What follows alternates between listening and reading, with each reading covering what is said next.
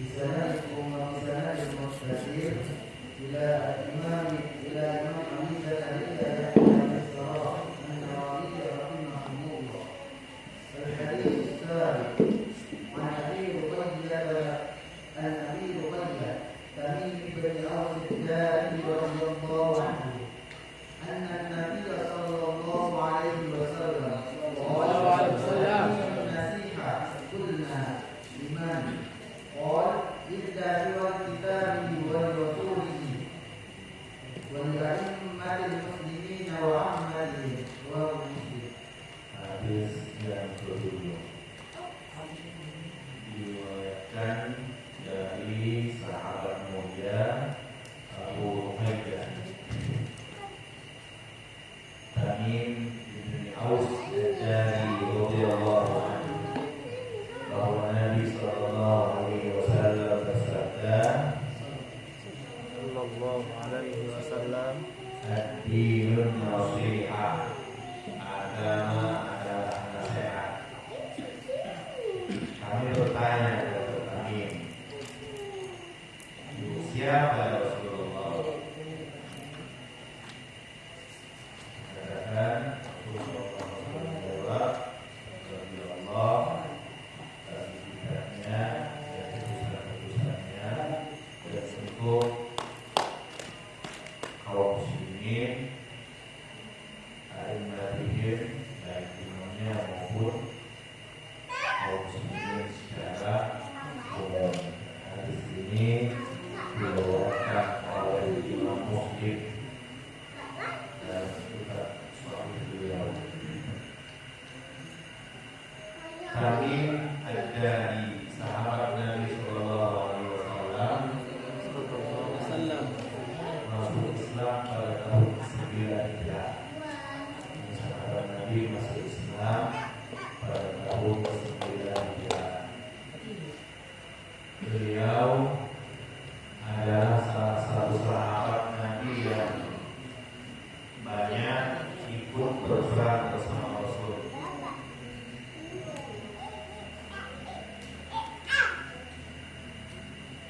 Ketika beliau ke Madinah, Nabi sallallahu alaihi wasallam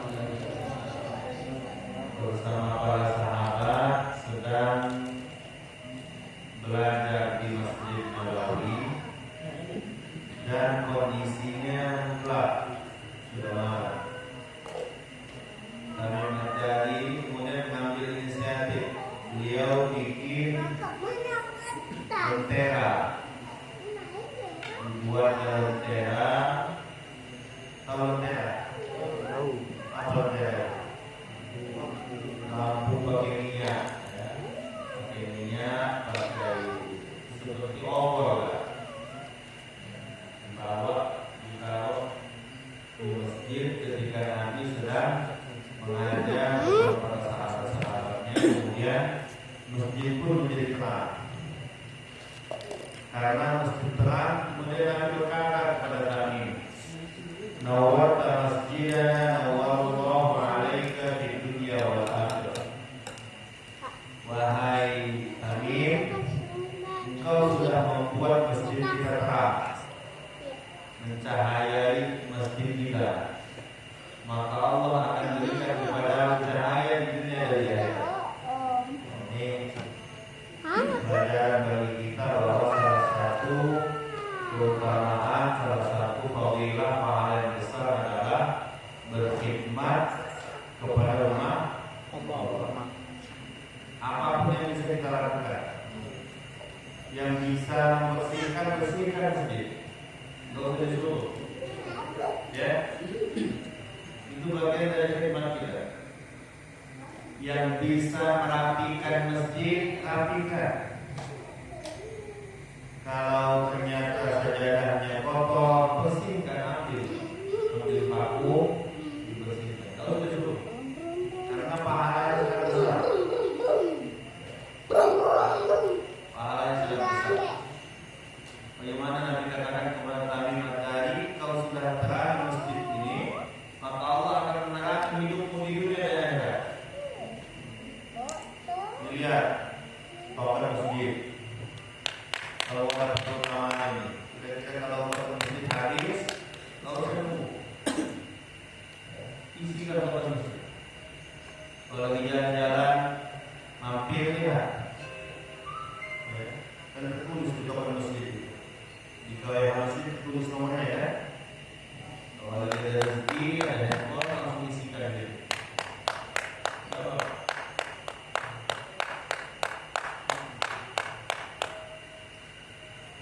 Dilihat masjid berantakan, kotor, meja di mana-mana, nggak usah nunggu suruh, langsung isi aja bersihkan. Tapi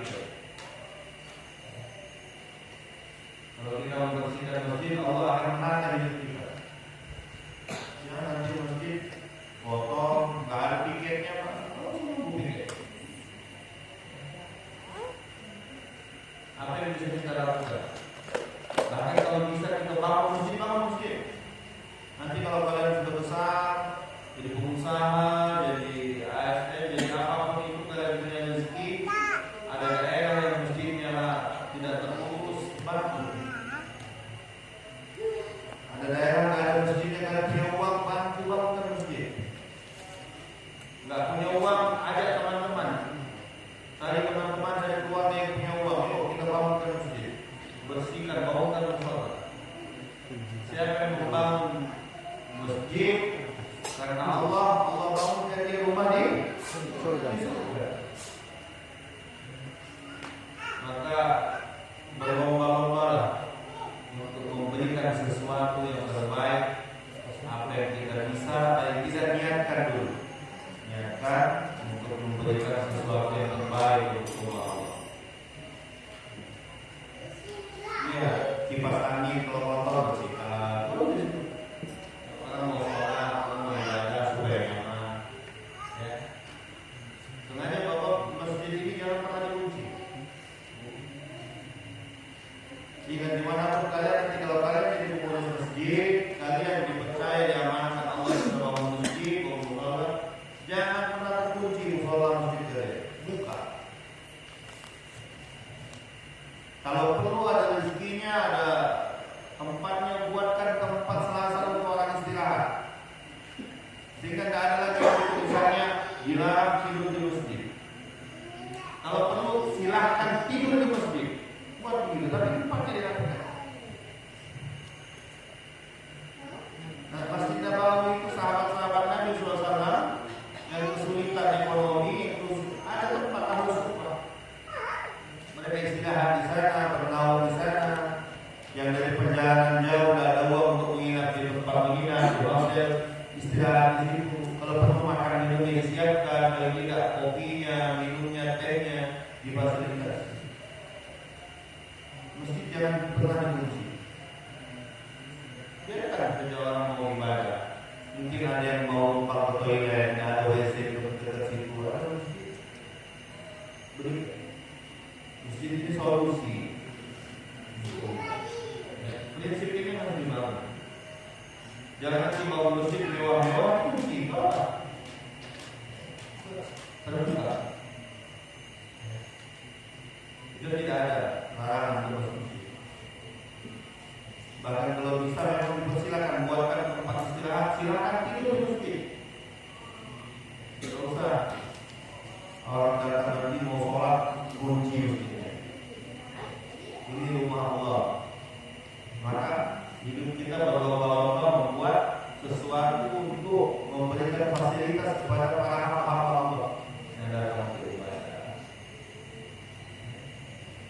Airnya dijaga sebesar mungkin, toiletnya dibersihkan. Apa yang bisa kita lakukan, bisa kita berikan untuk Allah. Dan Allah pasti menata. Itu contoh yang kita teladani dari sahabat yang mulia bernama Tamim Ad-Dari. Berkata ad-din nasihat.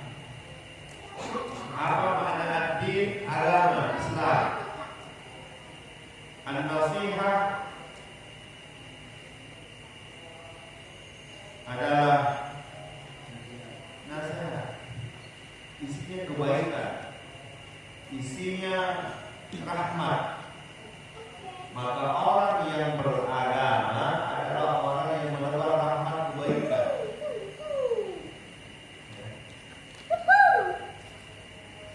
Jadi jangan pernah menjadikan agama sebagai legitimasi, sebagai pembenaran untuk melakukan sesuatu yang sifatnya tidak rahmat. Marah-marah, nanti anak kecil datang sholat ke masjid, ketawa-ketawa, lari ambil kayu, ambil rotan, dipukul. Tapi bapak anak kecil lari-lari di masjid, dia lari-lari ke panggung rumahnya jangan. Anak kecil tidak apa-apa, dia aja. Ini nanti kalau jadi besar, udah pulang, udah jadi pengurus masjid, biarkan anak-anak kecil itu main di masjid.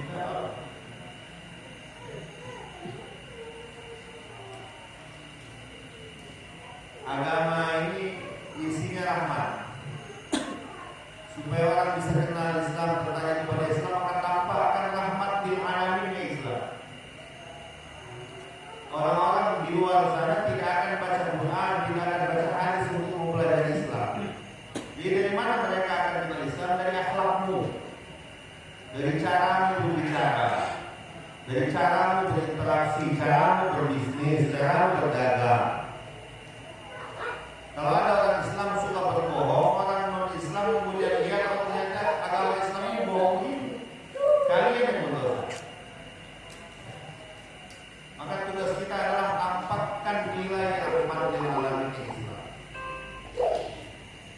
Tampakkan kebaikan-kebaikan Islam dalam akhlak kita, dalam pola hidup kita, sehingga orang lain akan membaca Islam dari tindak tanduk kita.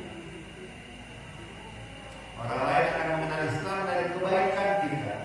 Orang lain akan mengenal Islam dari senyum kita.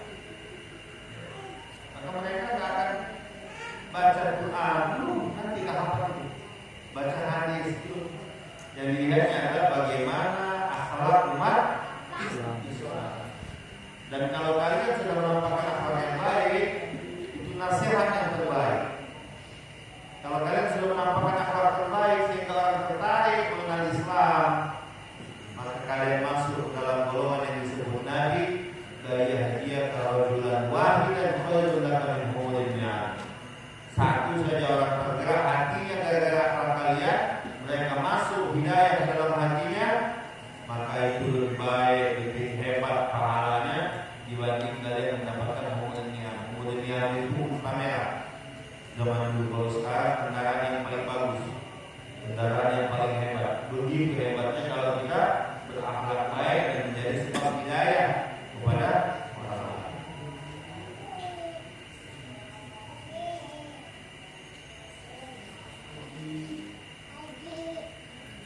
Liman, untuk siapa Allah? Untuk siapa Rasulullah? Lillah. Maksudnya adalah al-iman bihi wa nafyu syirki anhu, beriman kepada Allah.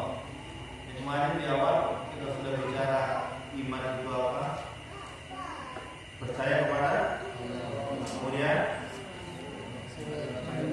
malaikat, kemudian kitab Allah, kemudian putusan Allah, kemudian hari akhir, kemudian iman kepada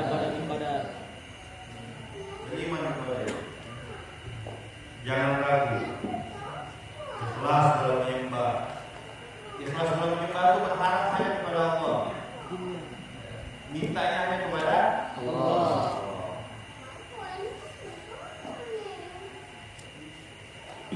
Wali Rasulih, wali kitabih. Beriman kepada Al-Quran dan beramal dengan apa yang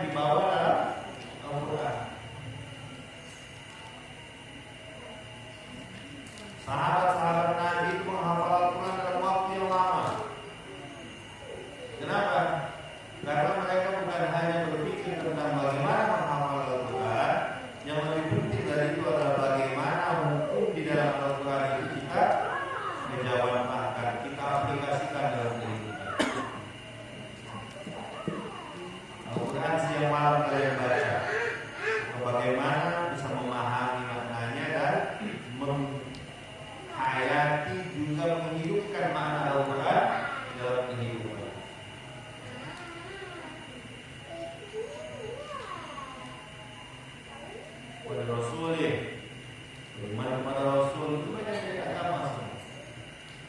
Percaya kepada Rasul, mengimani apa yang dibawa, beriltizam, istiqomah, memegang apa yang disampaikan Rasul Sallallahu Alaihi Wasallam, menjaga sunnah-sunnah Rasul. Sebisa mungkin kita laksanakan. Wayamna aimatul muslimina ayulat umurihim kepada khusus kepada para pemimpin, kita taat, kita hormat, kita ta'zim selama keputusan mereka dalam hal ibadah, dalam hal yang lain. Ma'amatihim dan kaum muslimin secara umum.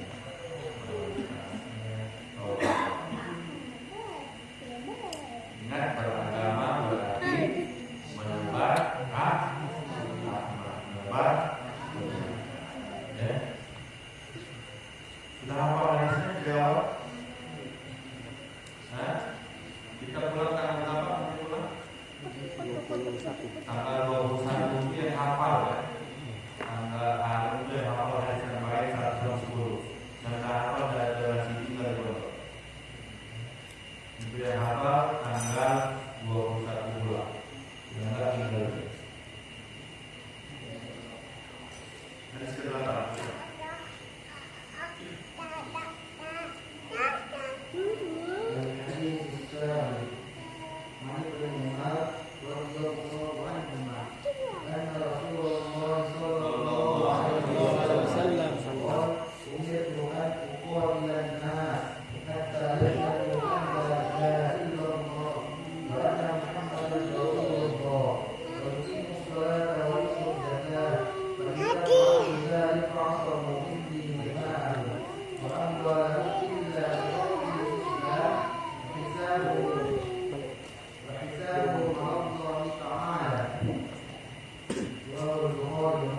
Hadis ke-8 dari Abdullah bin Umar radhiyallahu anhu. Sudah berbicara kemarin, siapa beliau adalah anak dari sahabat mulia Umar bin Khattab radhiyallahu anhu. Beliau berkata, Nabi sallallahu alaihi wasallam bersabda, "Umirtu an uqatilan nas." Saya diperintah untuk berperang menghadapi orang-orang yang ingin menjatuhkan Islam. Hatta yashhadu an la ilaha illallah, sampai mereka bersaksi tiada Tuhan selain Allah dan bahwa Nabi Muhammad adalah utusan Allah. Wa tuqimus shalah, juga mereka mendirikan salat. Wa yu'tuz zakah, juga mereka membayar zakat. Fa idza fa'alu dzalika, ketika mereka telah melakukan itu, maka mereka terjaga. Mereka terjaga, darahnya terjaga, hartanya terjaga, kecuali terkait hak-hak dalam Islam, dan dikembalikan urusan mereka kepada Allah Subhanahu wa taala. Ini hadis ke-8 dalam kitab Arba'in An-Nawawi, hadis yang banyak dipahami dan menjadi celah untuk orientalis musuh Islam mengatakan bahwa Islam itu agama yang haus darah. Itu tidak benar. Mana uqatil bukan memerangi. Mana uqatil adalah melawan, membela diri ketika ada yang memerangi, bukan kemudian menyerang. Maksud hadis ini adalah saya diperintahkan Allah untuk berdakwah, dan ketika ada yang menjanggal, melawan kita dalam berdakwah, kita diperbolehkan untuk membela diri, melawan. Sampai kapan? Sampai mereka menerima Islam. Mereka bersaksi tidak Tuhan selain Allah. Mereka bersaksi bahwa Muhammad utusan Allah.